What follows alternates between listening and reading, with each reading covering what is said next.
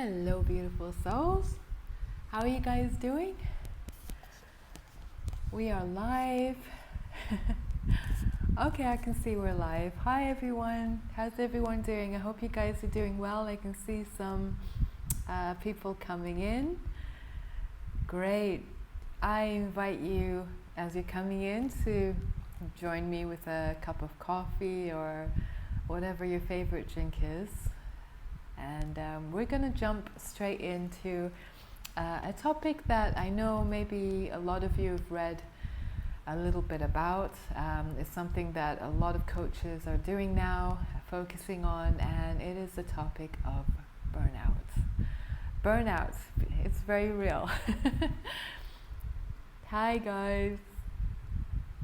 Oh, I see some familiar faces. That's great. Hi everyone. So yeah, we're going to talk about burnout. Specifically, if you are an empath, highly sensitive person, a sensitive soul. You know, I can definitely relate to that. And 99% of my clients in the last 20 years would class themselves as one of those labels. I personally don't like to use labels all the time.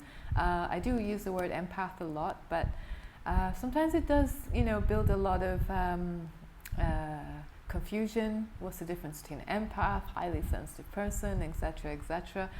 But essentially, if you are someone who's a sensitive soul and you feel energy exchange very deeply, whether it's conscious or unconscious, then this is for you, especially if we're talking about burnout.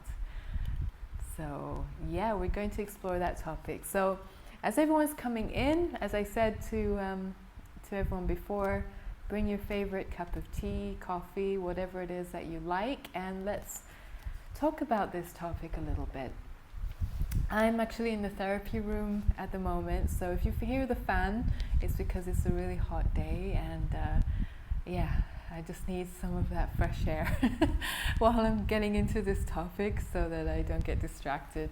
So apologies if you can hear the fan, but this is a bit of a spontaneous live chat with you guys, live chat as I'm drinking my coffee and sharing, because this is something that is coming up so much. I'm seeing this with a lot of my clients. I've been seeing it for years, but I think recently, because more people are aware of the word burnout and the topic of burnout, this is something that comes up in my sessions all the time.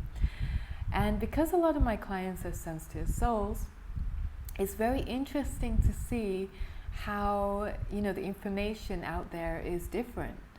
There's various types of information and strategies and steps and stress management tools and relaxation techniques and all of these different things that you can dive into. So a lot of my clients start by asking me, where do I begin?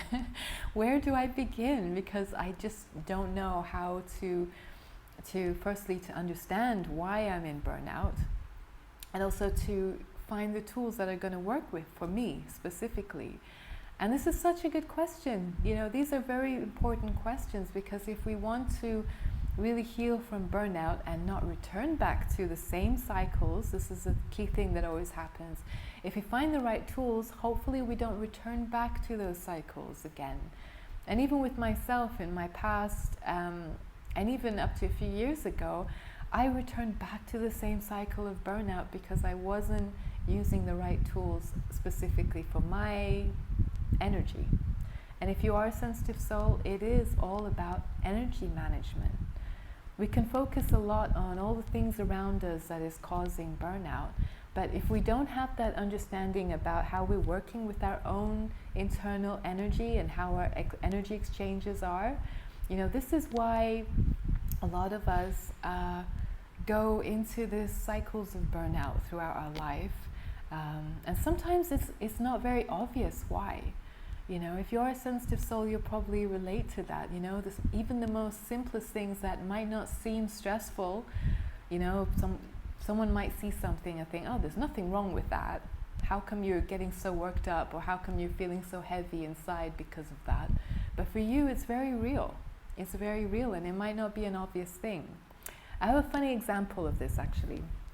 I was talking to a client very recently, and she's recovering from burnout. And I asked her, so what did you do? What was the first thing you thought about when you decided to take things, take charge of the situation, take responsibility for the situation, and really take care of yourself and your energy? She said, the first thing I'm going to do, or the first thing I did, was that I booked the vacation that I always wanted to go on. It was a beach location.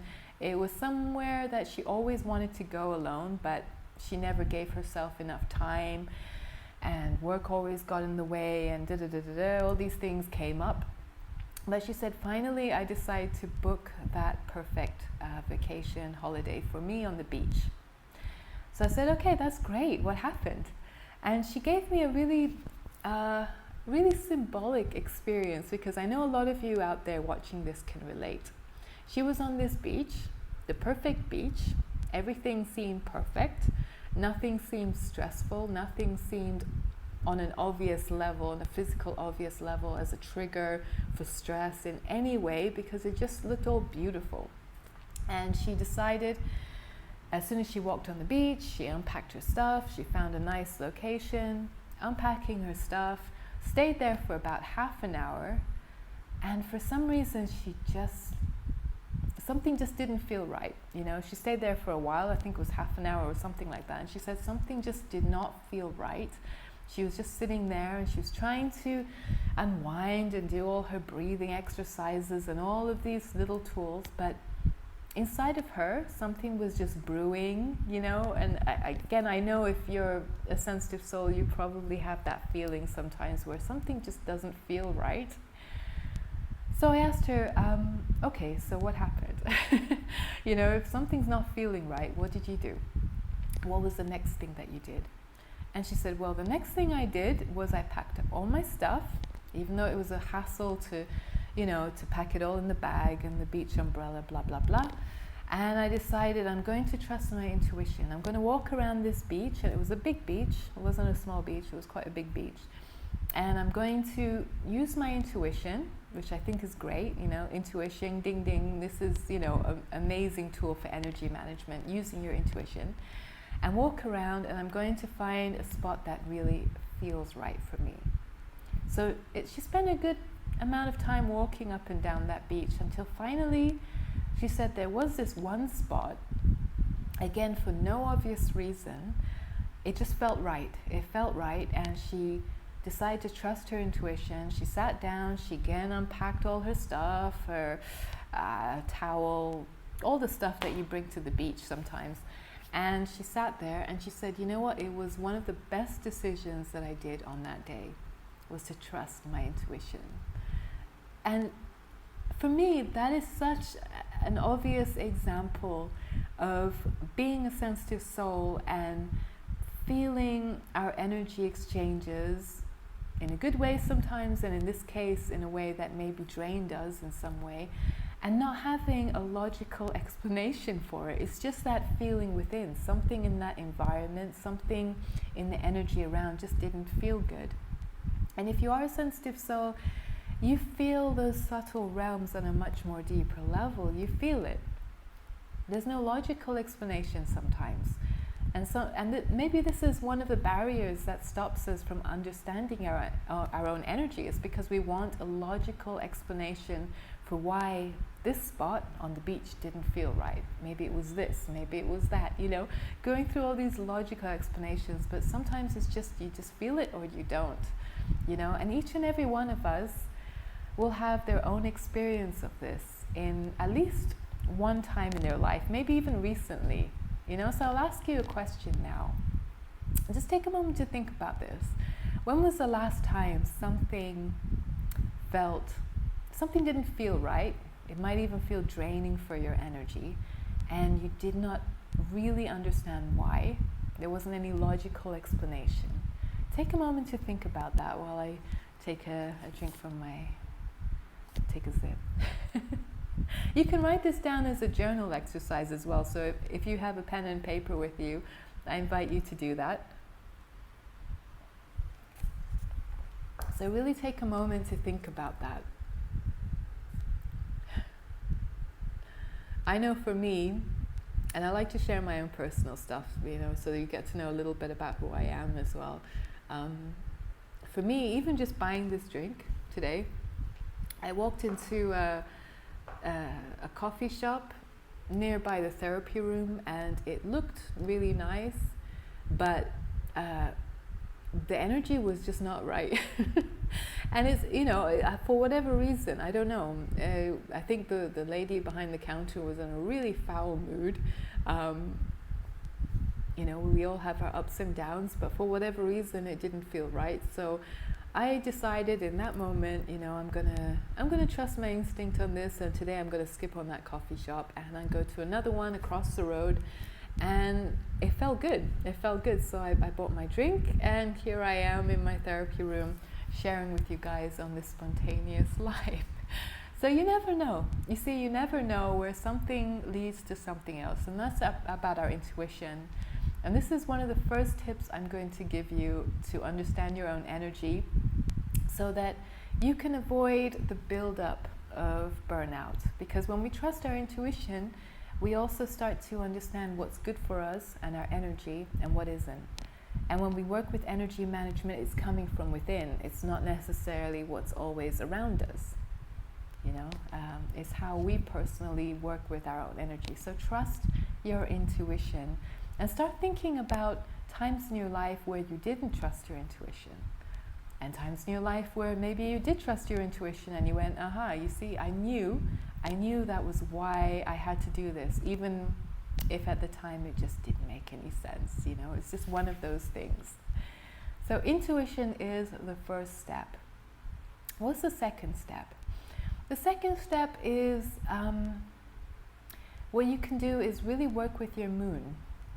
Now, what do I mean by that? It sounds a bit woo-woo. I know for maybe some of you, you're thinking this is not a practical solution for my burnout right now. It's not practical. But actually, the moon is what represents our emotions, our internal world, what we feel within. The moon is a lot to do with our internal world. Again, with our energy exchanges. So understanding our personal moon in our moon chart, in our natal chart that we were born with, even without understanding astrology, just knowing the sign of your moon. So if you find your natal chart, find out what sign your moon is in, and this will open up a huge door to understanding how you can work with different tools for burnout, for working on your stress levels, working your energy management, stress management, understanding why certain things don't work for you and maybe why certain things do. And I always give this personal example. I'm an Aries moon, so a lot of the things that I thought were going to be good for me, especially during my really hard times of burnout and just feeling exhausted and trying out these different things, and they just didn't work. Even throughout some of my Kundalini yoga teacher training, a lot of meditations just did not make sense to me. It didn't relax me in any way. And then when I worked with my moon, I realized, okay, now I understand. As an Aries moon, certain meditations, certain things, certain self-care routines and rituals and things like that just don't work for me. And just understanding your moon is such a big thing for understanding your inner world, and of course working from that place instead of focusing only on what's around us and what's stressing us and what leads to burnout externally, also working internally through our moon sign. And I actually have a whole course on this, so you can see the link in the description if you're interested in this. And I also have the first webinars free, so if you want to understand more about your moon, you're invited to watch this for free, part 1, and I dive into the moon. I have another webinar that's free where you can dive into this topic that we're talking about, which is burnout as an empath and highly sensitive person. So check out the link for that and you can watch the full webinars. But definitely understanding your moon can really open up a whole door. And I've very recently been speaking to a few friends who are psychologists, I myself have a background in CBT, so although I've been working a lot on energy therapies in the last 20 years, I've also done Kundalini Yoga, and I have a background in psychology and cognitive behavioral therapy. So it was really interesting to see how a lot of people who you think, through their training, they only went through the science-based route, and the research says this, and the psychologists say this, and all of that. Sometimes that's a good thing. Sometimes for me it can be very rigid, but talking to friends who are psychologists and sharing the information about the moon, and sharing their knowledge as well through maybe more research and science-based point of view. It was really interesting to see how important and how dynamic it is when we understand our moon, because we can really dive into different topics in therapy work and yoga and meditation in so many different ways. So yeah, tip number two is to dive into your moon, And I'm seeing a few people. Oh, we're still live. Okay. I thought for a moment we switched off. Okay, so the third tip I would say is it comes down to daily routines, and our awareness throughout our day of our daily routines, and what makes us feel inspired, what makes us feel drained, what makes us feel quite neutral when it comes to our energy, and really having a conversation with our energy and our intuition. So I'll give you a very simple example. Maybe your regular daily routine is going past this certain place to get to work. It's just a random example off the top of my head. So let's say you have to pass by this street in order to get to the place you want to, and you go there every day to go to work. Just a simple example. And for whatever reason, every time you walk past that street, again, you just don't feel good, something just doesn't feel right, and you're noticing that this is something that happens regularly. It's not just a one-off thing. It's something that in your daily routine you do, but in your daily routine, it starts to add up. So we're starting to notice all these cycles in our life. We're starting to notice what inspires us, what drains us, and bringing awareness to our energy levels in real time. So throughout our day, asking ourselves, did I feel good doing this, or did I feel worse after this? So if you know that street that you commute to get to work is not feeling good, and it's a regular cycle in your daily life, how can you change that? How can you make a change so that your energy coming from a place within, so that you can change and shift that energy within? And believe it or not, things like that, little small things, it doesn't sound like a lot, but they add up, It adds up when it comes to burnout. Burnout is a very slow process, and we don't even realize sometimes we're going through it, or we're going in that direction, because it's these small things that add up that make us slowly feel heavier, drained, feel like we're having this stagnant moment, and then eventually we're exhausted and we're not sure why, but it's because of these small things. So if you know that something doesn't feel good, or that street doesn't feel good, maybe you can change the dynamics and find a different route to get to work. And this is actually an example again that I'm using. I'm just remembering now that I used for one of my clients who used to cycle to work, and he used to cycle all the time on this certain street, and it was a very busy street. It used to stress him out. So he'd wake up in the morning feeling really happy. He'd get on his bike, he'd go down that street. It was completely, most days, as most busy streets are, it was really stressful to get through that street. And then by the time he reached work, he was exhausted, even before the day began, So what he did was, just a small example, he changed his route and he found a smaller, maybe a longer road to get to his work. But he said every day it just made such a big difference, because he no longer felt that, that stress, all that stuff that he felt when he was commuting to work. He could now relax and go to work. So by the time he reached work, and by the time he made those small changes, he started to notice the difference in his mornings. he started to notice how he even entered his workplace because he was not stressed anymore. And he wasn't feeling exhausted by the time he reached his workplace in the morning. And of course, whatever happens in the morning usually sets the tone for the rest of the day. So if his morning was feeling better, then the rest of the day also felt a bit better. So you can see how all these small things add up. So asking yourself lots and lots of questions about, does this feel good for me? Does this not feel good for me? Do I feel inspired? Do I feel drained? Do I feel better? Do I feel worse? And starting to notice the patterns, starting to notice these cycles and shifts that are happening in your daily life. So that's tip number 3. I'm seeing some feedback from you guys. yeah, it's spontaneous. It was just, I don't know, I felt like putting the camera on. So yeah, with that being said, I hope you enjoyed this introduction to energy management. As I said before, I have a full webinar for the moon and energy burnout for empaths and highly sensitive people.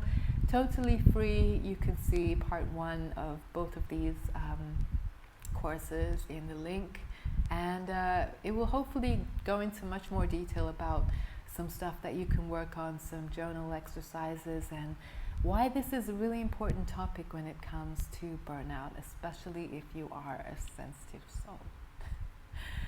So have a beautiful day. Thank you so much for taking the time to be here with me. And I know the energy is there from all of the people who are watching live. So if you're watching this on the replay, know that there's a lot of beautiful people who have joined my live, and they've been contributing to this beautiful energy that we're experiencing now. So I hope you're feeling it. I definitely am. Thank you guys. Have a beautiful day. Take care of yourself. Sat Nam.